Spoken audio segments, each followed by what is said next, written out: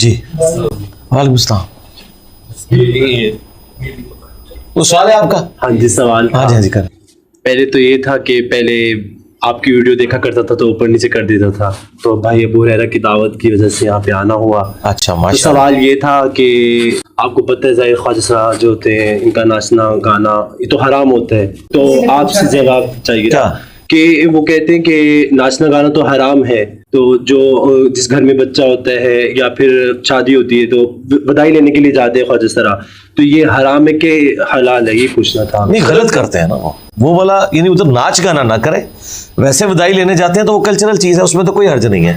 تو یہ لینا جائز ہے؟ نہیں غریب ہے نا, میرے سے جب کوئی بھیک مانگنے گیا میں تو کسی کو بھیک نہیں دیتا, اگر خواجہ صاحب کو مانگے میں اسے ضرور دیتا ہوں کیونکہ وہ اس معاشرے کا پسا ہوا طبقہ ہے, ٹھیک ہے نا, اس اعتبار سے درست ہے, لیکن ان کے غلط کام کے عوض نہیں.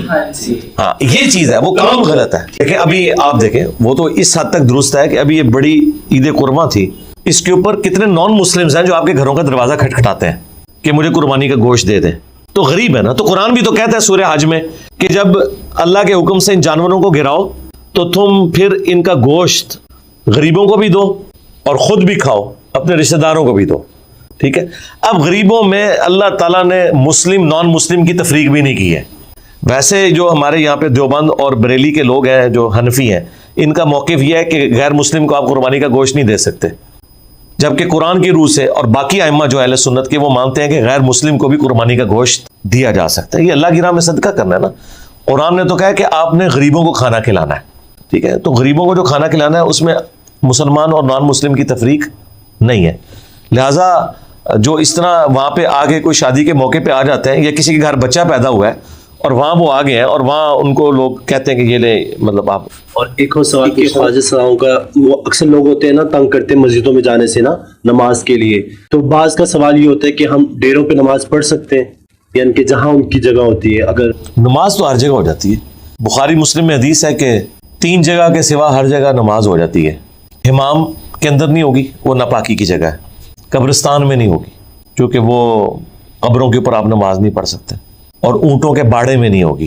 اور سنن نسائی میں حدیث ہے کہ بکریوں کے باڑے میں بھی نماز پڑھ سکتے ہو, جہاں پہ بکریاں پالی جاتی ہیں وہاں پہ بھی آپ نماز پڑھ سکتے ہو. اور ایک اور حدیث ہے بخاری مسلم میں کہ نبی علیہ السلام نے فرمایا کہ مجھے اللہ تعالیٰ نے 5 ایسی خوبیاں دی ہیں جو مجھ سے پہلے کسی پیغمبر کو نہیں دی. ان میں سے پہلی یہ کہ پوری زمین میرے لیے پاک ہو گئی ہے, میرے امتی جہاں چاہے نماز ادا کر سکتے ہیں. آپ نے یہ کنفرم نہیں کرنا کہ یہ جگہ پاک ہے یا نہیں, یہ کنفرم کرنا کوئی ضروری نہیں. ہر جگہ ہی پاک ہے جب تک کہ آپ وہاں ناپاکی دیکھ نہ لیں, وہ پاک ہے آپ کے لیے. زمین پہ جہاں مرضی نماز پڑھیں. رائیونڈ میں آپ جو نماز ہو رہی ہے تو مسجد تو نہیں ہے نا, وہ جو گراؤنڈ ہے وہ مسجد تو نہیں ہے نا, لیکن وہ پاک ہے جگہ. ہاں تو آپ جہاں مرضی نماز پڑھیں. تو اگر اس طرح کے کسی فتنے کا اندیشہ ہے تو ٹھیک ہے وہاں پہ نماز پڑھیں, اور اگر آپ لوگ ایک سے زیادہ وہاں جماعت کروا لیں تو مسجد بیت بن جائے گی.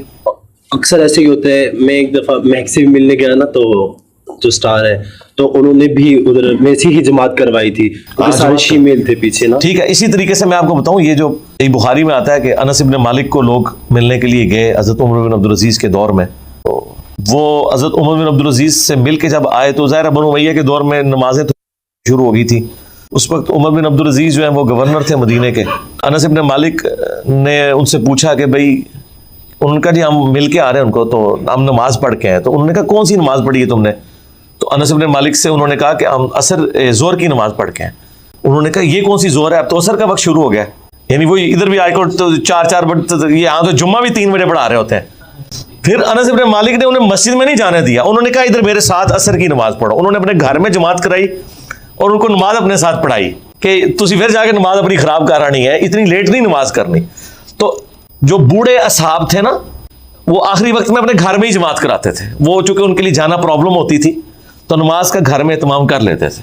تو اس طریقے سے اگر اس طرح کی کیٹاسٹرافک کنڈیشن ہو جس میں جو آپ کے ساتھ آزمائشیں جڑی ہوئی ہیں تو اس میں آپ جماعت مانگ کروا سکتے ہیں, کیونکہ یہ حالت امن نہیں ہے نا. سوال پوچھنا تھا, مشکات کی جو کتاب ہے یہ ہم پڑھ سکتے ہیں خواجہ صاحب؟ جی پڑھیں. آپ پہلے قرآن کا ترجمہ پڑھیں, یہاں سے قرآن کا ترجمہ آپ کو فری مل جائے گا, وہ آپ پڑھیں. پہلے اس کو پڑھ لیں آپ تاکہ قرآن اوور آل گو تھرو کریں, اور مشکات بھی پڑھیں. اس کے بعد آپ, بعض علماء نہیں پڑھنے دیتے ہمیں, تو علماء کے ساتھ آج میں نے تھوڑی کیا, آپ لیٹ آئے ہیں. آج مجھے آپ صرف یہ بتائیں حسن بھائی کہ آپ کے پاس ایک نان مسلم آیا ہے اور وہ کہتا ہے میں اسلام کو اسٹڈی کرنا چاہتا ہوں, تو آپ اسے قرآن ہی پڑھنے کے لیے دیں گے نا. نان مسلم کو تو آپ قرآن پڑھنے کے لیے دے رہے ہیں, مسلمان کو کہہ رہے ہیں قرآن نہ پڑھو. پھر اس سے اگلی بات, آج جو ہماری یہاں پہ مذہبی تنظیمیں اس چیز کا کریڈٹ لے رہی ہیں کہ جی اتنے غیر مسلم مسلمان ہو گئے, ان سے ذرا پوچھیں کہ 11 ستمبر 2001 کے ٹوئنس ٹاور کے اٹیک کے بعد امریکہ میں جو اتنے لوگ مسلمان ہوئے ہیں وہ قرآن کا ترجمہ انگریزی میں پڑھ کے ہوئے ہیں. کتنے لوگوں کی لائف سٹوریز ہیں کہ ہم کسی لائبریری میں گئے ہیں تو قرآن انہوں نے سائڈ پہ پھینکا ہوا تھا اور ہم نے وہاں سے اٹھا لی وہ کتاب پڑھی تو اللہ نے ہدایت دے دی. یار نان مسلم کو تو قرآن پڑھ کے ہدایت مل رہی ہے, اور اس لیول تک ہدایت ملتی ہے کہ اس کے بعد وہ نبی الاسلام کے اوپر اور اسلام کے اوپر کتابیں لکھتے ہیں, اور یہاں پہ مولوی کہہ رہے ہوتے ہیں اس غیر مسلم نے دیکھو کتاب لکھی ہے, تو اس غیر مسلم کے پاس کوئی ڈگری نہیں ہوتی, اس نے خود قرآن پڑھا, اللہ نے اسے ہدایت دی. سب سے بڑی بات جو آج میں نے کی تھی کہ صحابہ کرام اکثریت ان پڑھ تھے, انہیں لکھنا پڑھنا بھی نہیں آتا تھا, لیکن ان کی کریمنگ, یاداشت, رٹا مارنے کی عادت یہ عرب کی گھٹی میں تھی. ہزاروں شعر انہیں زبانی یاد ہوتے تھے, اس لیے قرآن کا اسلوب بھی تھوڑا اس سٹائل کا ہے, آزاد نظم والا سٹائل ہے. تو جب نبی علیہ السلام تلاوت کرتے تھے نا تو ان کی زبان میں تھی, ان پہ اثر کرتی تھی. اچھا یہ کہتے ہیں جی وہ ان کے ٹیچر تھے نبی علیہ السلام, تو آپ بھی ٹیچر کے پاس پڑھیں, بالکل پڑھیں ٹیچر کے پاس, ہم کب کہہ رہے نہ جائے, لیکن ٹیچر سے کہیں کہ یہ بتاؤ قرآن میں کیا لکھا ہوا ہے. یہ نہیں ہے قرآن کی ایک آیت پڑھتے ہیں خطبے میں, اس کے بعد ساری کہانیاں سناتے ہیں. آپ ایون فضائل اعمال دیکھ لیں, یعنی قرآن کی انہوں نے ذکر کا چیپٹر بند ہے, بہت اچھی بات ہے, قرآن کی آیات لکھی ہیں, بہت اچھی لکھی ہیں, اس کے بعد حدیثیں لکھی ہیں بخاری مسلم سے, بہت اچھا ہے. اینڈ پہ پھر وہ فلاں بزرگ تھے, ستو پھانکتے تھے, فلاں یہ کرتے تھے, یہاں ہمارا اختلاف شروع ہو جاتا ہے. اس سے پیچھے پیچھے پڑھیں. آج بھی ایک بھائی کی پرچی آئی تھی نا کہ جی وہ فضائل اعمال پڑھ سکتے ہیں, میں نے کہا پڑھیں, پہلے اس کی اسکروٹنی کر لیں, یہ پڑھیں گے یہ آیت ہے, یہ پڑھیں گے, آگے یہ ستو نہیں پھانکیں گے. ایک سید صاحب 12 دن تک ایک بزرگ ساری نمازیں پڑھتے تھے, یہ نہیں پڑھیں گے, ایسا ہوتا ہی نہیں. ہاں یہ کیسے ہو جاتا ہے. ہاں ٹھیک ہے وہ بھی پڑھیں, لیکن جو قصص الانبیاء ہے نا وہ بھی جو قرآن میں آئے ہیں نا وہ تو ٹھیک ہے, تو کتابوں میں آئے ہوئے نا حدیث کی, اس میں کچھ واقعات غلط بھی ہیں کچھ صحیح بھی ہیں. ہاں وہ صحیح ضعیف کا حکم لگا ہوا ہوتا ہے اس کے اوپر. ظاہر ہے کہ غلطیوں سے پاک تو صرف اللہ کی کتاب ہے نا. تو اس طرح کے کئی ایسے یعنی واقعات جو انبیاء کی طرف غلط منسوب ہیں وہ کتابوں میں بھی آگے ہوئے ہیں, لیکن وہ ہائی لائٹ کیے ہوئے ہیں. یعنی محدثین جب ان واقعات کو لکھتے ہیں اس کے اوپر حکم لگاتے ہیں کہ یہ واقعہ اسرائیلی روایت, کیونکہ جب نبی علیہ السلام کے مبارک زمانے کے بعد جو لوگ نیو مسلم تھے نا, ان میں بعض لوگ ایسے بھی تھے کہ جنہوں نے یہود و نصارہ کی جو روایات تھی نا وہی اسی طریقے سے آگے بیان کرنا شروع کر دی.